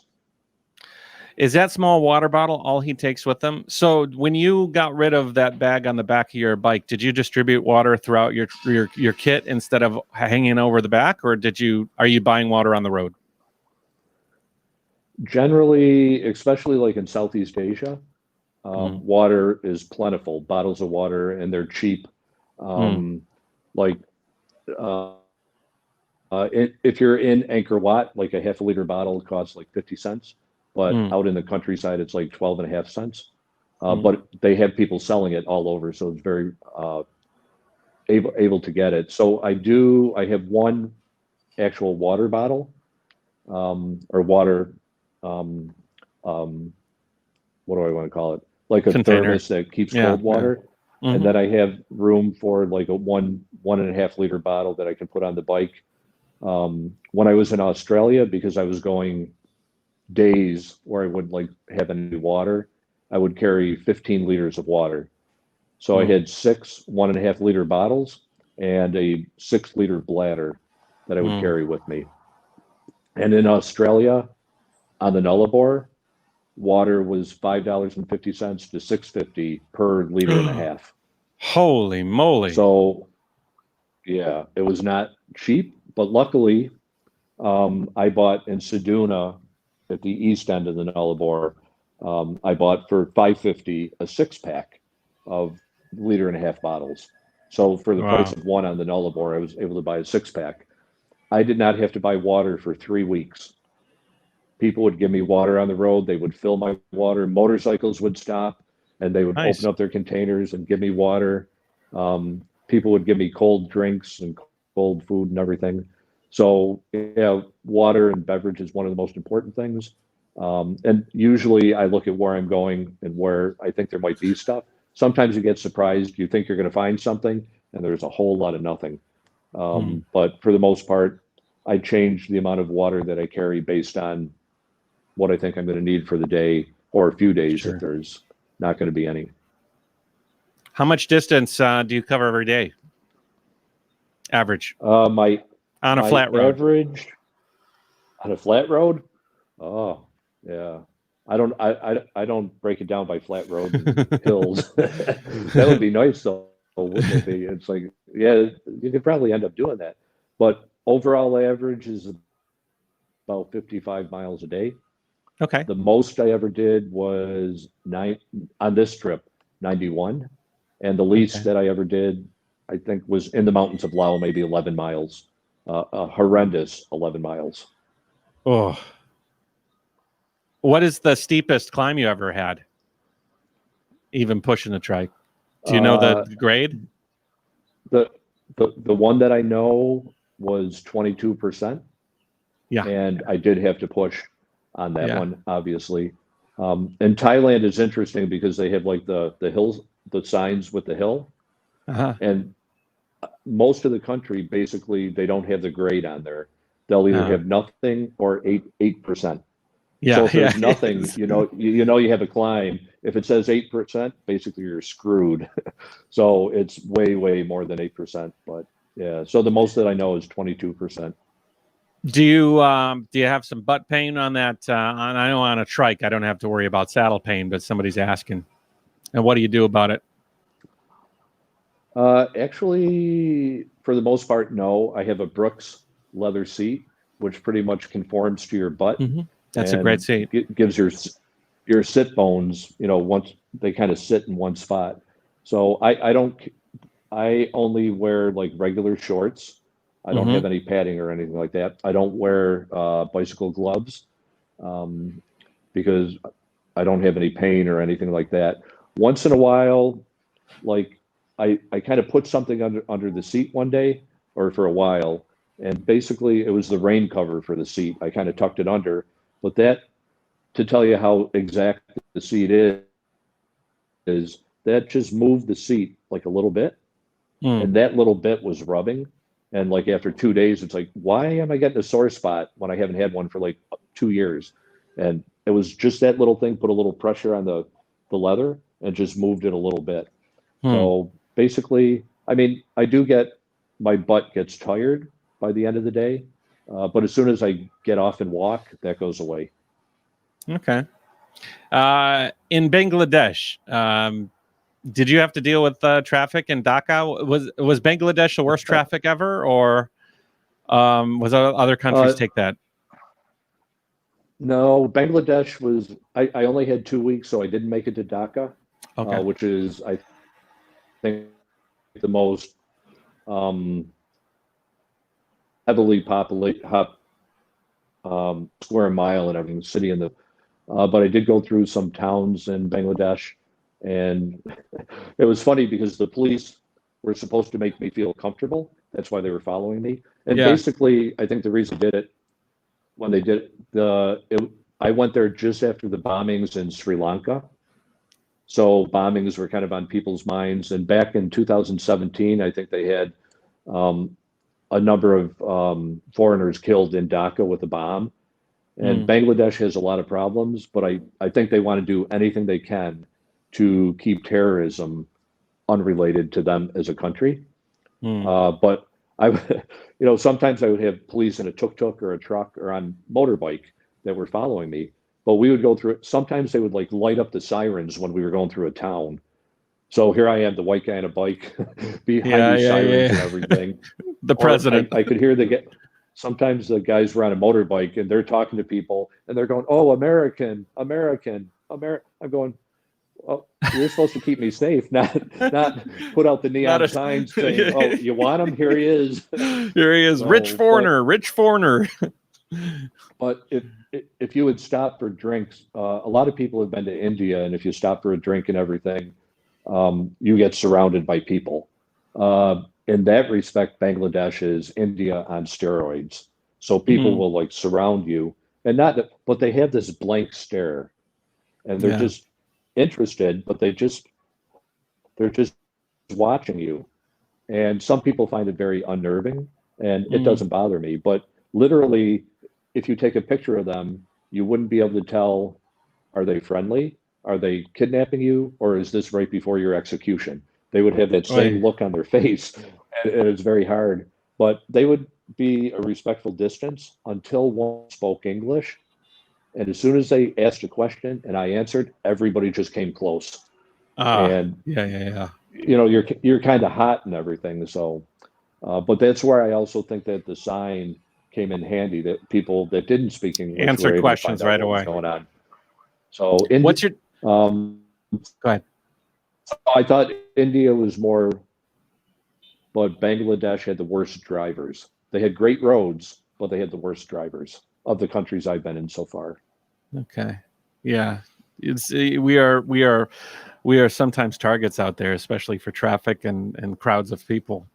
What is the tattoo on your left arm? Snarky guy is asking. What is the story behind that? That The sleeve. tattoo was I always I have one tattoo here of the Hawaiian Islands, which I always wanted that, and it took me a Mm-hmm. while to finally get. And as soon as I got that, it was like, oh, I want another one. And I was literally while I was having it done. So this was done in Hawaii, and it's mostly Hawaiian, but a little bit Native American. And I love old temples, which is here. I like petroglyphs, Indian ruins, all those kind of things. So I have, of the 6 major Hawaiian islands, I have one petroglyph from each of the islands. And everything on here means like this is like a straw mat, which is ohana or family. Here you have the waves. The tortoise shell is supposed to be travel and longevity. So I have a little bit like mixed up, but it's a little bit of me, I think. Were those tattoos done on the road, or were all of those were done off the road? They were done Hawaii, and then I have one here was done in Berlin, Germany. Okay. I did think about being on the road. It's too late to do this now, but I thought, oh, maybe I should have a small flag of each country tattooed on my leg. Yeah, but I'd want to do that in the actual country. So now it's too late to start. Yeah. You can always start now. You can always start now. Nobody would know. Well, I seem to be in the same areas, so yeah. Yeah. Have you? Do you have any plans to ride in China? I don't see it on your map. China. My plan was after Australia originally I was saying I was going to go back to Hanoi and then continue riding through North Vietnam into China, up to Mongolia, from Mongolia across to Europe. But while I was in Chiang Mai getting my bike fixed for months, I did get a 10-year visa for China. So I'm all set with the visa. Wow. But as time went on, China seems to be a little bit quirky from what people say. But for me I don't want to spend months and months there. I think I can only spend 60 days at a time with the visa. But for me to get from Mongolia to Europe with the seasons, I can't spend a whole lot of time in China. So I was thinking of maybe going someplace in North China, Shanghai, Beijing, start there, make it to Mongolia. And that was why I came back to Cambodia, because number one, Australia is very expensive. So it was nice to come back to someplace cheap again. But I was going to come here and wait out the warmer weather in northern China, Mongolia, probably starting in April. I was going to head up there and then head to Europe because I need enough months to get across and everything. And that would still be pushing it. But then with COVID, way back before I left Australia, I knew that wasn't going to be a possibility. So, yeah, but China, I'd want to hit China. It's on the list, but probably just not as long as I originally planned to do it. What type of racks do you use? I'm not sure. Did you add them piecemeal, or did they come with the bike? No, everything was I could choose whatever part and everything from the components, and I just went by the expertise of the people. The guy in Thailand at XP Bikes was very good picking everything out. But the racks, I think they're both Ortliebs at this point, or Surly. The front rack, I had a different one before, and now it has a platform on the top. And one of the reasons was I wanted to get some of the weight out of the back bag because I thought that was causing the drag also. So move some of the weight forward. So I ended up changing the rack to the Surly with the platform on top on the front. Okay, cool. So let's wrap it up. The last question is what's your next plan? I think we've kind of covered that. You're waiting for some visa issues. You might go back to the USA. If not, you're just going to continue your tour. Well, yeah, I have to wait until the borders open. But maybe the borders will open before I get my passport back, assuming that I get to send it out, because I don't know how many months that'll take. So I don't, but once that happens, I'll decide kind of where I can go and what month it is and what I'm going to do. Rainy season is starting here in Southeast Asia, and I like rainy season better because everything greens up, the rice fields grow, on the temples you get moss and everything like that. So it's going to, I'm leaving it open to whatever opens to me, number one, and then what month it is.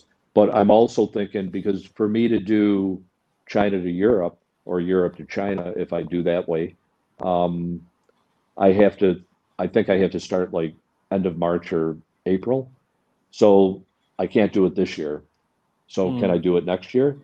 Then what will I do to fill my time that won't be, that won't cut into that?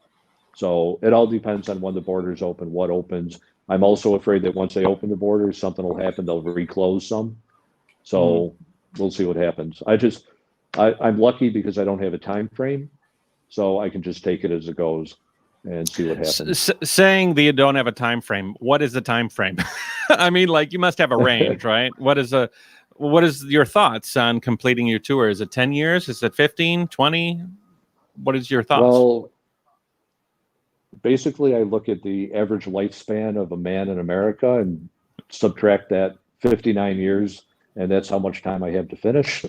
JaYoe. But I mean, it's, I have met people on the road that have been riding for 10, 15, 20 years on a bicycle. So that's not out of the realm of things. So originally it was 5 years, but because I was enjoying things and I want to, some people want to do the ride, they want to get the miles in, and Mhm. other people want to enjoy experience. And I want to do that as much as I can. So 5 years kind of, then I was thinking maybe 6 years, but now with COVID, I have to remain healthy and everything. So it may not be my choice completely, but right now I don't have an end date. But my plan would be basically Asia to Europe, go down Africa, um, from the top to the bottom, and then the United States, do Alaska to the tip of South America, and then come back and maybe do all 50 states or something like that, would be kind of the plan I have overall. But JaYoe. you know, and I like the fact that, when I was in Vietnam and I liked how it's like going down in the morning and saying, "Can I stay one more night?" was one of my favorite things to do, because I would go into a town I know nothing about, walk around at Hmm. night and say, "Oh, I like this," and not having, a job to have to get back to or whatever. It kind of gives me that possibility to just take. The only thing is seasons and visas that'll kind of restrict how long I can do something. Um, Okay, cool. yeah. Well, thank you for joining me, Scott. I really appreciate this. Well, We haven't had a chance to really communicate, obviously, to this extent. That's nice no, to have this show. That's really nice. I really thought I was going to meet you on the road like a few times, because you were basically, I mean, you're heading to Australia. Yep. So then I was thinking, oh, I'm going to see him in Thailand. And then, you had Yep. little surgery you had to do, and, Chinese New Year, and then the COVID. And I thought, oh, I'll Yeah. see him here. Oh, we'll meet in Australia. And, that just never happened. So, and then we were just back and forth online. And so this is the first time we actually like really talked Yeah. about Yeah. everything. So, yeah. Very cool. Very cool. If you want to support Scott, and I hope that you do, please check out his Patreon. It's right here. What do people get with their Patreon membership? Are you active posting on your Patreon? The Not right now, because I'm not riding. And Hmm. one of the things that I had on my list before COVID was, when I get to Australia, to kind of start pushing the Patreon a little bit Hmm. more. So I have everything like right now. One of the things I do is I have a packet that I'll send Mm-hmm. out with like a little information about the country, a trinket, a fabric flag, and then some currency. So people Hmm. get a little bit of the country, a little bit and everything. Because I used to get stuff like that when I was a kid in grammar school, and I think that kind of sparked my interest in traveling.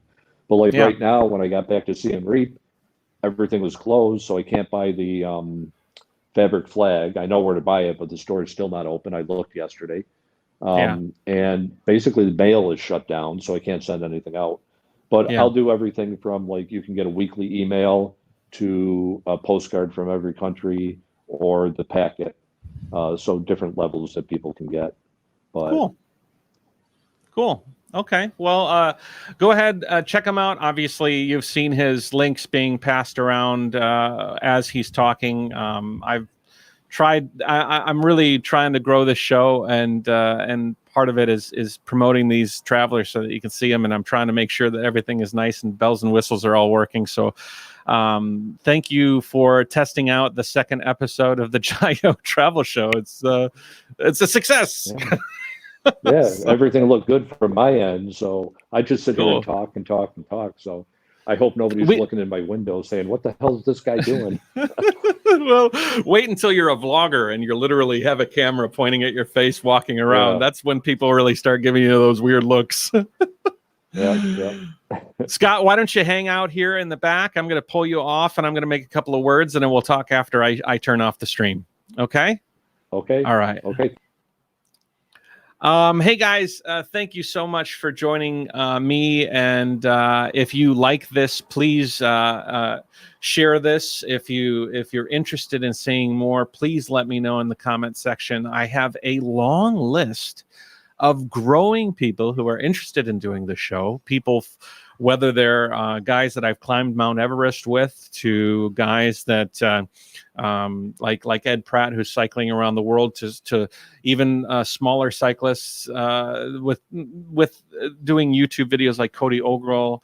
I'm reaching out to different people. If you guys have any connections with people that you think would be nice to be on the show, please share them with me or share the show with them and have them get back with me. If you want to help support me on my journey in this show, I have a Patreon, and you guys can check that out. I have a audio podcast that goes on my Patreon that you guys can listen to. That is quite special, and you can actually hear me talk about normal overarching topics that are a little bit more freewheeling, and we can do that. A real big shout out. I have one of my friends and a person I've actually hung out with on my tour. His name is Gus. He created a video.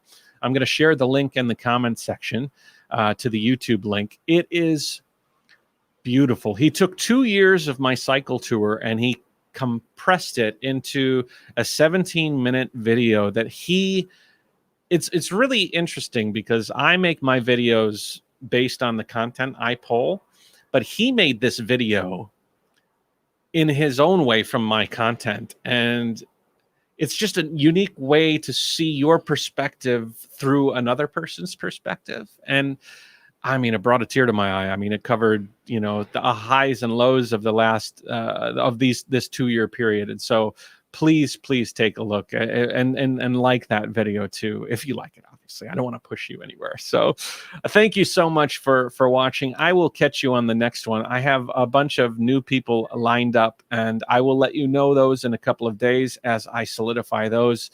Again, thank you, Scott, for joining, and we'll look to the next travel show.